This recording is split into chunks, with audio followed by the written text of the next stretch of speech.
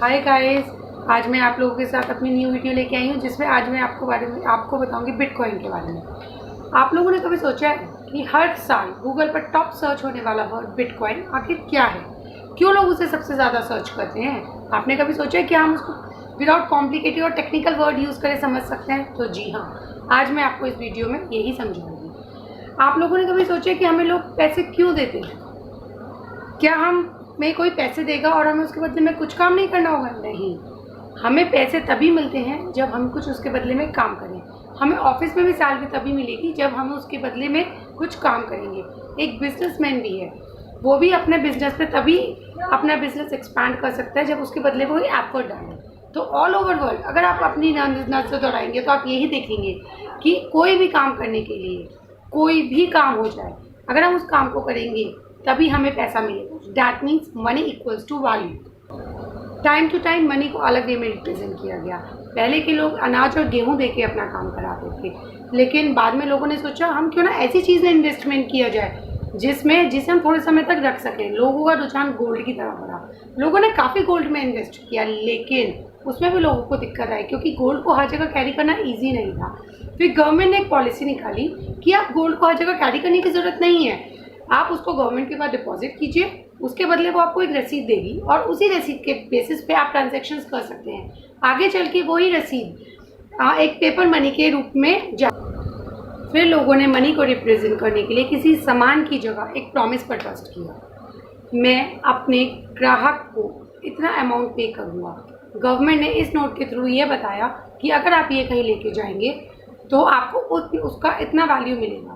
लेकिन अगर ऐसा है तो गवर्नमेंट इतने सारे नोट प्रिंट करके सारी प्रॉब्लम क्यों नहीं सॉल्व कर सकती? मान लीजिए हमारे पास 1 किलो चांदी है और हम उसे बेचने निकले हैं। उसके खरीदार भी बहुत होंगे, सब 1-1 लाख रुपए लेके बैठे हैं, लेकिन हम उसे ही बेचेंगे जो हमें 1 लाख से ज़्यादा पैसे देगा। तो हमारे पास क्या होगा? आप बताइए, गवर्नमेंट इस प्रॉब्लम को कैसे सॉल्व करेगी? यही प्रॉब्लम गवर्नमेंट के साथ है। अगर वो नोट सबको बांट भी दे प्रिंट करके, लेकिन उससे क्या हो? कुछ भी नहीं। अल्टीमेटली प्राइस रेज होंगे। प्रॉब्लम सॉल्व तब होगी जब हमारे रिसोर्सेज पूरे होंगे। तो फिर धीरे धीरे आगे चलकर यही पेपर मनी डिजिटल मनी में कन्वर्ट हुई। लेकिन डिजिटल मनी के अपने एक चैलेंजेस थे। उसके साथ सबसे बड़ा चैलेंज था इन सब का ट्रैक रखना। फॉर एग्जाम्पल, मैंने किसी को पैसे ट्रांसफ़र करे, मेरे अकाउंट से पैसे ट्रांसफ़र हो गए, अब ये श्योर उसके अकाउंट में पैसे पहुंच गए, लेकिन अगर मेरे अकाउंट से पैसे नहीं कटे, उसके अकाउंट में पहुंच गए, कुछ भी हो सकता है। इन सब का ट्रैक रखने के लिए गवर्नमेंट ने एक सेंट्रलाइज्ड बैंकिंग सिस्टम को स्टार्ट किया। सेंट्रल बैंकिंग सिस्टम के ही अपने कुछ चैलेंजेस हैं। हम अपना पैसा बैंक में सेव करते हैं जिसे बैंक फर्दर इन्वेस्टमेंट के लिए डाल देता है, लेकिन अगर बैंक को उस इन्वेस्टमेंट में कुछ दिक्कत आती है तो हमारा पैसा एक रिस्क फैक्टर पे चला जाता है। जैसे कि हमने पीएनसी केस में देखा था, उसमें लोग अपना ही पैसा नहीं निकाल पा रहे थे। 2008 में लेहमान ब्रदर्स, जो एक बहुत बड़ा फाइनेंशियल इंस्टीट्यूट था, जब वो लॉस में आया तो पूरा का पूरा ग्लोबल लेवल एक रिसेशन पीरियड से गुजरा था। आप यकीन मानिए, अगर आज की डेट में सब लोग अपना पैसा बैंक से निकालने जाएंगे तो बैंक किसी को पैसा नहीं दे सकता। बिटकॉइन एक क्रिप्टो करेंसी है जिसका आगे जाके क्या एग्जिस्टेंस होगा, लोग उसे किस लेवल तक एक्सेप्ट करेंगे, कहाँ कहाँ एक्सेप्ट करेंगे, इस बारे में तो हम कुछ नहीं कह सकते। लेकिन हम ये सब कह सकते हैं एक डिजिटल करेंसी है जिसका कोई फिजिकल एक्जिस्टेंस तो नहीं है। इसका मतलब ये है कि अगर आप कोई बिटकॉइन खरीदते हैं तो उसे हम किसी स्पेसिफिक बिटकॉइन एड्रेस से खरीद रहे हैं जिसकी ट्रांजैक्शन हम दूसरे बिटकॉइन एड्रेसेस पर करेंगे। अक्टूबर 2008 में एक डॉक्यूमेंट रिलीज़ हुआ। जिसने इस डॉक्यूमेंट को रिलीज़ किया था वो थे संतोष नाकामोटो। ये संतोष नाकामोटो कौन है किसी को नहीं पता, लेकिन उन्होंने यह बताया कि ये जो हमारा सेंट्रलाइज बैंकिंग सिस्टम है, इसको बिटकॉइन से कैसे रिप्लेस किया जा सकता है। इसका मतलब क्या हुआ? हमें कुछ रिवॉर्ड पॉइंट्स मिलते हैं, लेकिन वो रिवॉर्ड पॉइंट हमें पेटीएम के अंदर ही यूज़ करनी होती हैं। अगर वो रिवॉर्ड पॉइंट हम बाहर यूज़ कर सकें या कोई भी उस रिवॉर्ड पॉइंट को यूज़ कर सके तो उसकी मार्केट वैल्यू बहुत ज़्यादा बढ़ जाएगी। कुछ ऐसा ही केस बिटकॉइन के बारे में। हमारे अकाउंट में जो बैलेंस होता है जस्ट एक नंबर की फॉर्म में एग्जिस्ट करता है, उसका एग्जिस्टेंस बैंक पैसे रोटेट करके करता है। इसका मतलब ये है कि हमारा ही पैसे का कंट्रोल किसी और के हाथ पे है। इसमें ट्रांसपेरेंसी की दिक्कत तो डेफिनेटली है ही, साथ में और दूसरे इंस्टीट्यूट्स पे इन्वॉल्व होते हैं जिसमें करप्शन की दिक्कत भी आती है।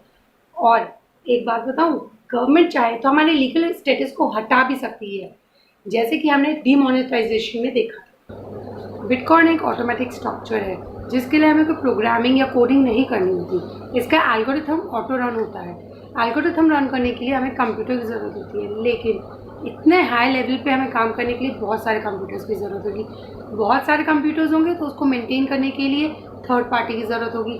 थर्ड पार्टी आएगी तो वही बैंक वाला सिस्टम आ जाएगा जिसमें हमें ट्रांसपेरेंसी, करप्शन, ये सब कुछ इन्वॉल्व हो जाएगा।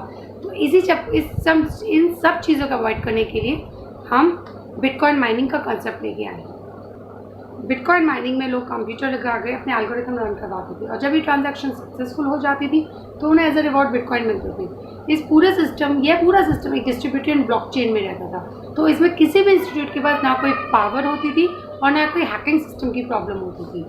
लेकिन अगर ये बिटकॉइन माइनिंग में ऐसे ही बिटकॉइन एज अ रिवॉर्ड मिलते रहेंगे तो वही प्रॉब्लम आ जाएगी जो मैंने आपको चांदी के केस में बताया था।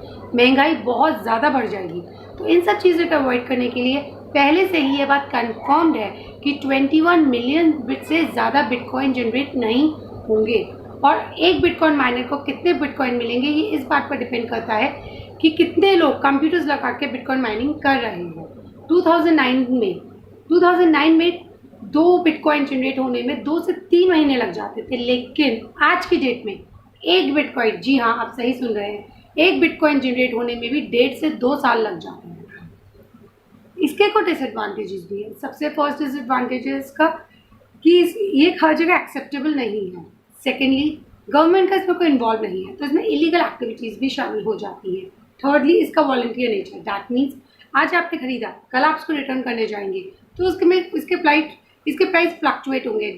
दुकानदार के पास उसको ये नहीं पता होगा वो किस प्राइस पे ले, इसका कोई प्राइस मैकेनिज्म नहीं। क्या आप जानना चाहेंगे कि बिटकॉइन इंडिया में लीगल है या नहीं? तो जी हाँ, ये टोटली लीगल है, लेकिन गवर्नमेंट इसको ज़्यादा रिकॉग्नाइज नहीं करती है। इसका मतलब आप ट्रेडिंग या परचेजिंग अपने ओन रिस्क पे करेंगे। गवर्नमेंट इसके लिए रेजोल्यूशंस बना तो रही है लेकिन उसका कोई आउटकम नहीं निकला है। अप्रैल 2018 में RBI ने अपने सारे बैंकों को मेंशन कर दिया था कि कोई भी एंटिटीज़ क्रिप्टो करेंसी को सर्विसेज ना दे, यानी हम क्रिप्टो करेंसी एक्सचेंज से अपना पैसा बैंक अकाउंट में विड्रॉल नहीं कर सकते हैं। तो इस बात को क्रिप्टो करेंसी एक्सचेंज ने कोर्ट में चैलेंज किया और वो केस जीत गई। तो RBI को अपने सारे गाइडलाइंस इस बारे में हटाने पड़े। बिटकॉइन को आप 2 तरीके से यूज़ कर सकते हैं। फर्स्ट, पहले आप इसमें ट्रांजैक्शन कर सकते हैं, लेकिन इसकी डिपेंडेंसी दूसरों के हाथ में है कि वो बिटकॉइन एक्सेप्ट करे या ना करे। सेकंड, आप इसमें इन्वेस्टमेंट कर सकते हैं। 2009 में एक बिटकॉइन की कीमत 0.04 पैसा थी, लेकिन आज की डेट में वही बिटकॉइन की कीमत 31 लाख से भी ज़्यादा है। मैं मानती हूँ इसमें रिटर्न ऑफ इन्वेस्टमेंट बहुत ज़्यादा है, लेकिन इसके साथ साथ इसमें रिस्क भी बहुत है। अगर आप ये सोचें कि आप रातों रात इससे खरीद के अमीर बन सकते हैं तो आप बहुत बड़ी गलतफहमी में हैं। आपको इसमें स्मार्टली मार्केट डिमांड, उसके लॉस, आगे का पूरा सब कुछ देख कर ही आगे करना होगा। Be smart, be safe. और आपको एक बात बताऊँ, Elon Musk, Messi, Facebook, PayPal, ऐसे बहुत से बड़े बड़े हैं जिन्होंने क्रिप्टो इसमें इन्वेस्टमेंट किया है। आप चाहें तो आप भी क्रिप्टो करेंसी में इन्वेस्टमेंट कर सकते हैं, लेकिन मैं बार बार यही कहूँगी कि इसमें स्मार्टली कीजिए। इसका सब कुछ पहले का रिकॉर्ड देख के फिर ही खरीदिएगा। ओके, आप मुझे बताइए आपको ये मेरी वीडियो कैसी लगी। अच्छी लगी हो तो please like, share and subscribe कीजिए और बेल आइकन पे प्रेस करना नहीं भूलिएगा। उससे आपको मेरी और वीडियोस के नोटिफिकेशन भी आएंगे। और प्लीज़ मुझे कमेंट बॉक्स में बताइए आपको आज की मेरी वीडियो कैसी लगी और आप आगे क्या देखना चाहेंगे। Thank you, bye.